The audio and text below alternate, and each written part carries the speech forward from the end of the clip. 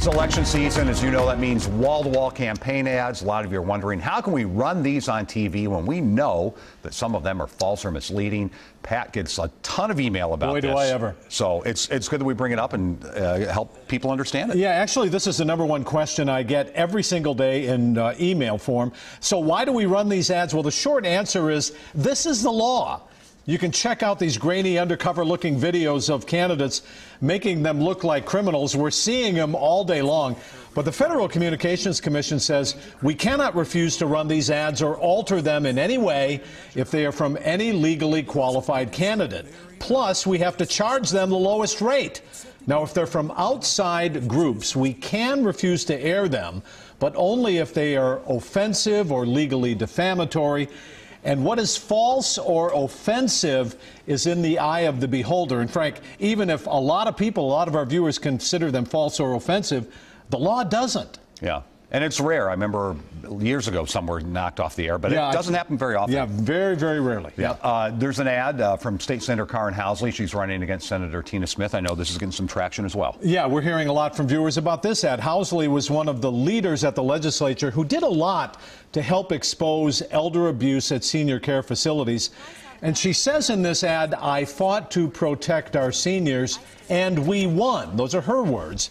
Now, it's true Housley held hearings, and she did fight to expose abuse, and she tried to pass laws protecting seniors and vulnerable adults. But the final bill she authored contained only very modest changes to the laws, and all of it was tucked into a mega spending bill that Governor Dayton vetoed. So, Frank, I know you remember we covered all of those stories, really tough, hard stories.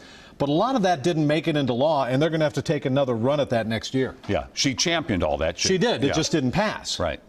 Interesting. Keith Ellison is running for Attorney General, and I know a lot of people are questioning a couple of these ads. Yeah, again, this is a very controversial campaign. We're hearing a lot from our viewers about it. Ellison is accused of domestic abuse by a former girlfriend, which is getting a lot of high-profile media attention. But the ad that Ellison is running is about the cost of prescription drugs and fighting for health care for working people.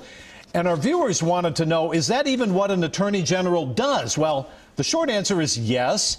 An attorney general has many duties outlined in the law and in the Constitution, and it could include those things. Now, the attorney general is Minnesota's #1 lawyer and represents the state in court. That's one of the duties. But there are very broad other duties set out in the law, and they could include taking legal action against unlawful practices in business, commerce, or trade. Perhaps because of these abuse allegations, this is a race that is unexpectedly close. We're hearing from our viewers about it, between Democrat Ellison and Republican Attorney General candidate Doug Wardlow. A Republican has not won the Attorney General's office in Minnesota in 46 years. Now, this one is a very interesting one because attorneys general all around the country, Frank, are getting very active. They're going to court. They're in the news a lot. So if you're going to be an activist attorney general and fight for things as Ellison does, that's exactly what the law does allow, and he says he would do that. And a lot of people think that's one of the reasons he's leaving Congress, to take this job so he can be more active. Well, yeah, as a matter of fact, you know, you're one of 50 instead of one of 435 in Congress. So, yeah, an attorney general could have a lot more influence on policy than a member of Congress. And that's part of the political reason here. Now, Doug Wardlow, the Republican, says he won't be political and he won't be active in that way. No matter which one of them is elected, I gotta believe they're going to be involved in court cases, and some of them could be political in the best sense of the word. Pat, we're less than 30 days away. Here we go. All right. Ready to go. It's on. Sorry, you're going to see a lot more ads. Yeah. But this is the best part. We'll have continuing coverage lead up to the midterm elections. Pat and Esme Murphy have a show that looks at the biggest issues facing voters. It's called The Politics Show, and you can catch it Sunday mornings at 10:30 right here.